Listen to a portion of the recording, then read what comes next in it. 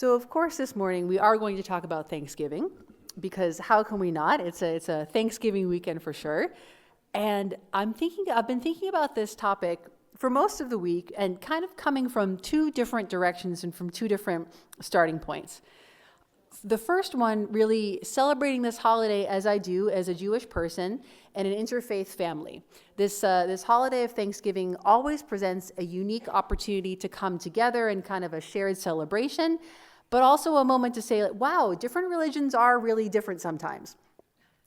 Then there's what I'd like to call them, the predictable rabbinic discussions. So if you're on a rabbinic listserv like I am, at around this time of, earlier in Thanksgiving week, people ask the same questions year after year. Do we say Tachanun on Thanksgiving? Do you add special readings? Do you add special psalms? Do you change the time of the service?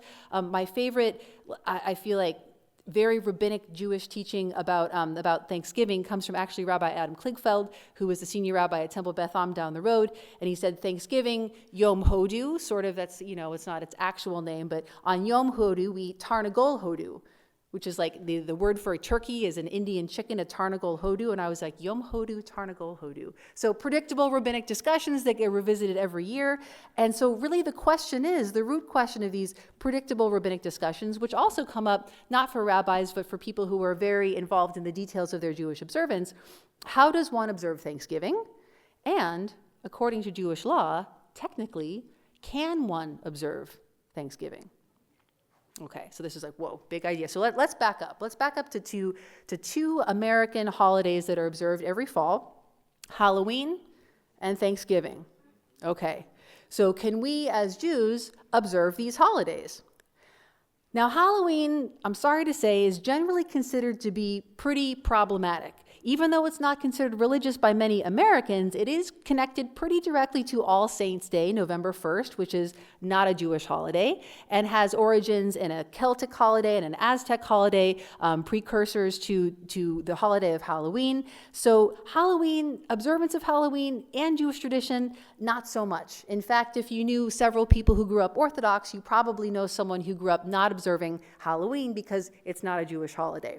Its origins are in another religion, and that's what creates the halachic problem. And so you might say to this, but Halloween is fun.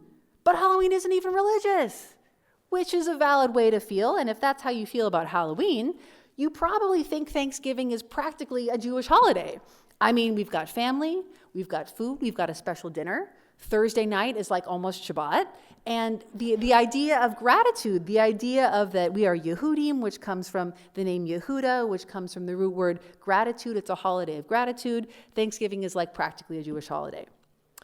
And if you come from the same interfaith family orientation that I do, or if you have friends who are not Jewish, you probably also, like I do, have this added layer of this is a holiday we can all comfortably do together. We're all on the same page. I don't want to give this up. This is important for my family and for my friends.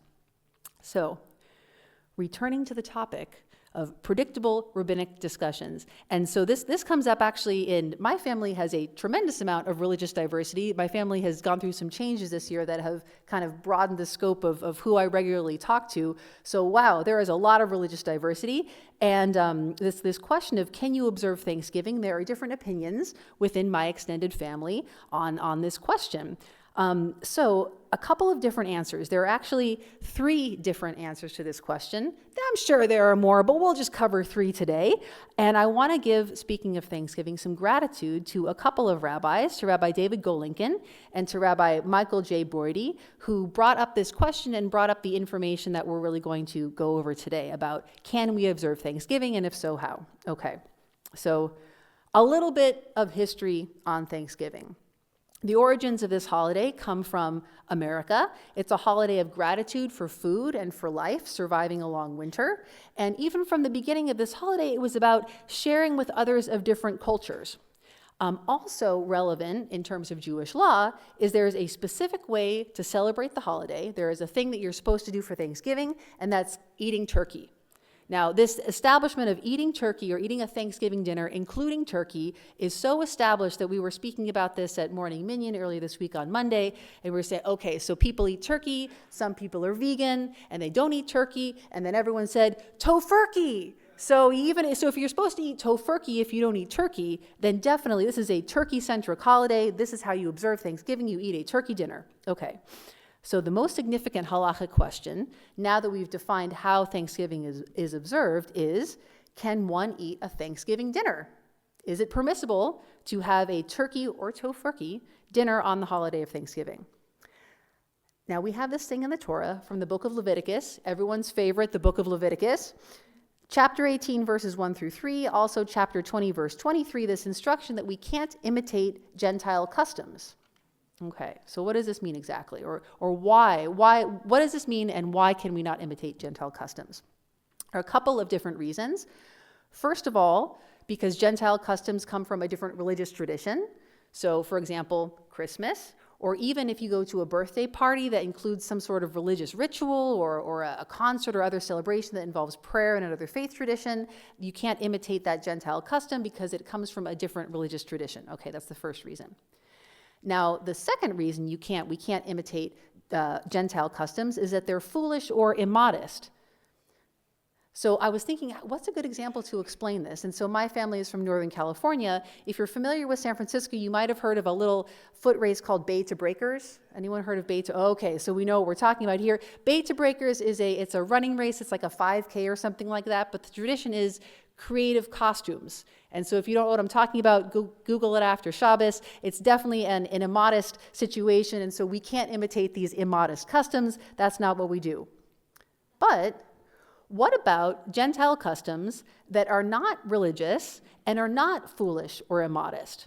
So a couple of examples of this. If there's a doctor or physician wearing a special garment like a white coat and a stethoscope to identify them as a doctor, or if you're participating in like I did in a high school graduation when I was teaching high school, I had to wear my master's degree robes as part of the celebration. So these Gentile customs, they're not specifically Jewish, but they're not religious. They're not foolish or immodest. They convey honor. And so there's a good reason for it. There's honor attached to it. It's okay to imitate those sorts of Gentile customs. And in fact, this is the normative halachic view. But does this apply to Thanksgiving? Can we eat a turkey dinner? Can we eat a tofurkey dinner? Okay, 3 answers. Like I said, all of these represented across the Jewish side of my family. The first answer comes from Rabbi Yitzchak Hutner, and he says, no, you cannot celebrate Thanksgiving. And here's why. It's an annual celebration that follows the Christian calendar. Yom Kippur is always on the 10th of Tishrei, following the Jewish calendar, but Thanksgiving is always the 4th Thursday in November. Thursday isn't really a Jewish day. November's not a Jewish month. There is no such thing as a secular calendar. No, you may not observe Thanksgiving. And some people in my extended family don't observe Thanksgiving. Answer number 2. From Rabbi Moshe Feinstein, he says, Thanksgiving is a secular holiday, but it's fine to eat turkey if you want. We can't go forbidding things that Gentiles do just because they're pleasurable. If you happen to like turkey, go ahead and eat turkey. He rules that this holiday doesn't have religious content, looking at the history. And it says that there's no religious obligation to observe Thanksgiving. It's not a religious obligation, it's a remembrance. It's not our tradition to prohibit secular culture just because. Celebrating Thanksgiving is not like running a Beta Breakers race. It's like wearing a master's degree robe. It's totally fine. Go ahead and do it, but you don't have to. If you want to, you can. If you like turkey, go ahead. If you don't like turkey, you don't have to eat turkey. Okay, so that's answer number 2, observed by some people in my extended family. And then this is now that times have changed, this answer in my extended family is becoming less and less popular. But when my husband was growing up, this is what his family did. Following the opinion of Rabbi Joseph Soloveitchik, Thanksgiving is a secular holiday. There are no problems with observing Thanksgiving. We're Americans. Let's do it. So it's the same halachic underpinnings as Rabbi Moshe Feinstein, but a little bit of a different attitude. Not like, if you feel like eating turkey, go ahead and eat turkey. Go for it. There's no problems in participating in secular culture when secular culture is good. Beta Breakers, not so much. Tofurkey, go on ahead. Enjoy your tofurkey with your cranberry sauce and the mashed potatoes with the marshmallows, if you like kosher marshmallows, that sort of thing. So for some Jewish families, these divisions can be hard to navigate. It's kind of like different levels of kashrut, different levels of observance. But for some interfaith families, and it's interesting, I hold both these experiences in my own family. For some interfaith families, this is a powerful opportunity for unity. It's one holiday that appeals to all.